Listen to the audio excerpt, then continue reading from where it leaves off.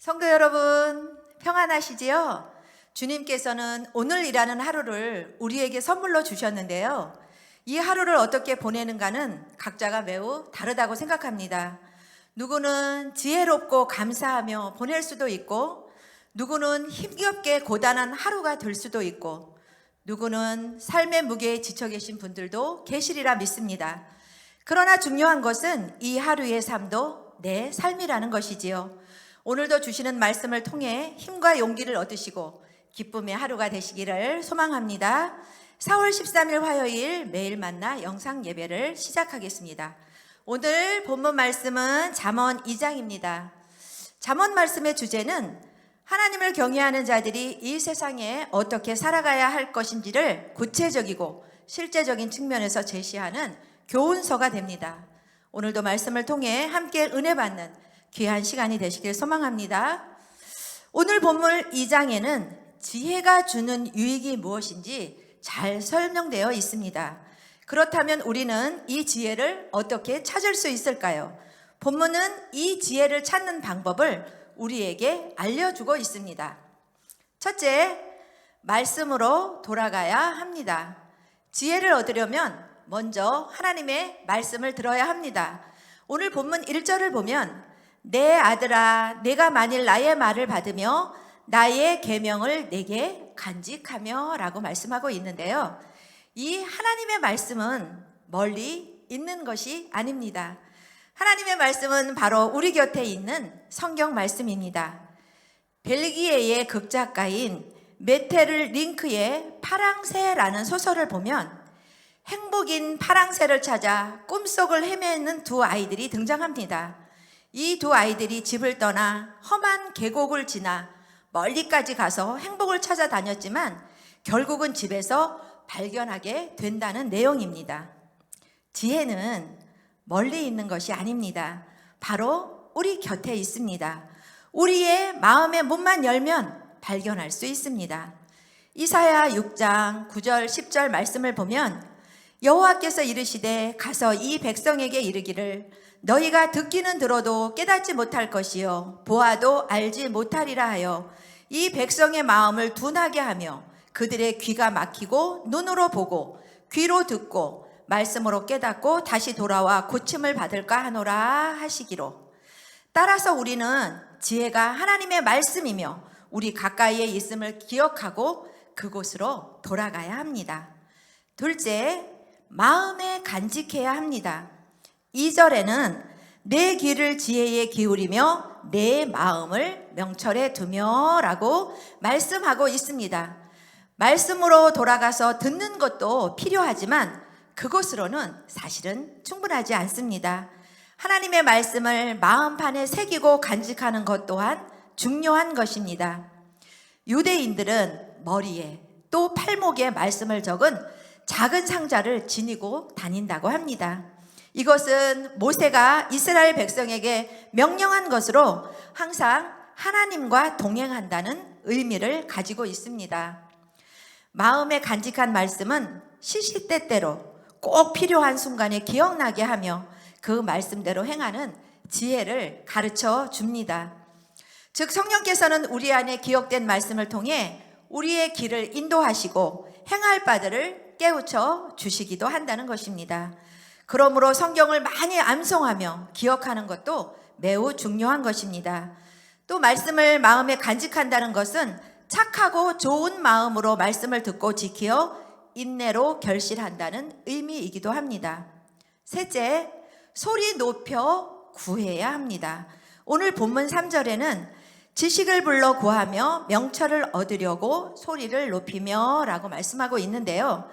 말씀을 간직하며 마음판에 새기고 그 말씀을 적용할 수 있는 방법을 찾아내야 합니다.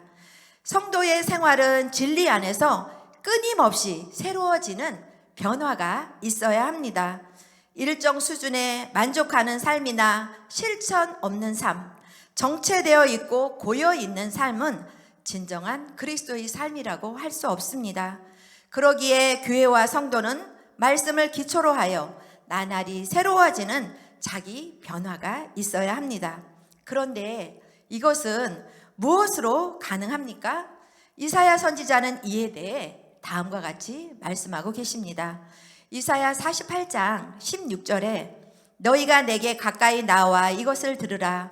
내가 처음부터 비밀이 말하지 아니하였나니 그것이 있을 때부터 내가 거기에 있었노라 하셨느니라. 이제는 주 여호와께서 나와 그의 영을 보내셨느니라. 이처럼 새롭게 하시는 하나님의 능력, 성령의 능력으로 가능한 것입니다. 그러므로 성도는 성령의 도우심으로 끊임없이 하나님에 대해 알아감을 통해 생활 속에서 적용해야 할 것입니다. 넷째, 보배를 찾는 것처럼 구해야 합니다. 4절에는 은을 구하는 것 같이 그것을 구하며 감추어진 보배를 찾는 것 같이 그것을 찾으며 라고 말씀하고 있습니다. 이러한 지혜를 구할 때 성도의 자세는 은이나 보배를 구하듯이 열심히 찾아야 할 것입니다. 여호와를 만날 만한 때에 찾으며 가까이 계실 때에 그를 불러야 합니다. 하나님은 자신을 찾는 자에게 만난 바 되시겠고 자신을 사랑하는 자가 자신의 사랑을 입으리라고 약속하셨습니다.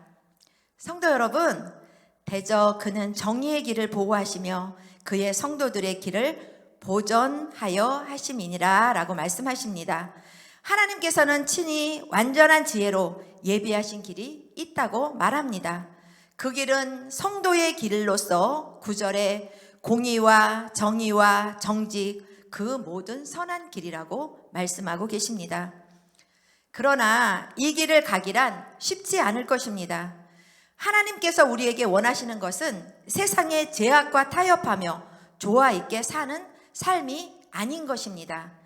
하나님의 백성으로 선택받은 자로서 거룩한 삶, 온전한 삶을 살기를 원하십니다.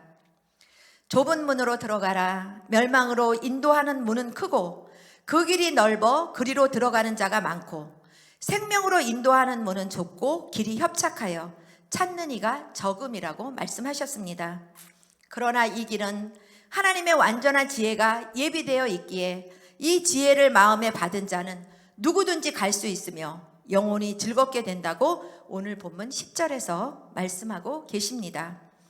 우리가 낙심하지 않을 수 있는 것은 성도의 가는 길에 방패가 되시는 하나님의 보호하심이 마련되어 있기 때문입니다. 나의 가는 길을 오직 그가 아시나니 그가 나를 단련하신 후에는 내가 정금같이 나아오리라고 고난 가운데 있었던 욥의 고백이 우리 믿음의 성도님들의 고백이 되기를 소망합니다. 생명의 길은, 성도의 길은 이렇게 하나님의 아심받은 길이기에 두려워하거나 낭망할 필요가 없습니다. 그러므로 12절에 악한 자의 길과 패역을 말하는 자에게 건져내리라. 그리고 결국 생명을 얻게 하시고 완전한 자로 땅에 거하게 하실 것이라고 본문 21절에는 말씀하고 계시는 것입니다. 21절, 그러나 악인은 땅에서 끊어지겠고 간사한 자는 땅에서 뽑히리라. 성도 여러분, 인간에게는 누구나 선택의 갈림길에 서야 하는 순간이 있습니다. 그 선택은 나중에 후회할 수도 있고 만족할 수 있는 결과를 가져옵니다. 그런데 무엇보다 중요한 삶과 죽음에도 축복과 멸망의 갈림길이 있다는 것입니다. 이것은 하나님을 경외하며 그리스도를 영접하는가 그렇지 않는가의 선택에 의해 좌우가 되는 것입니다. 우리 믿음의 성도들은 보장된 축복과 예비된 지혜를 누리시기를 소망합니다. 오늘도 삶의 현장에서 순간순간 주시는 주님의 은혜와 축복을 받아 누리시는 하루가 되시기를 소망합니다.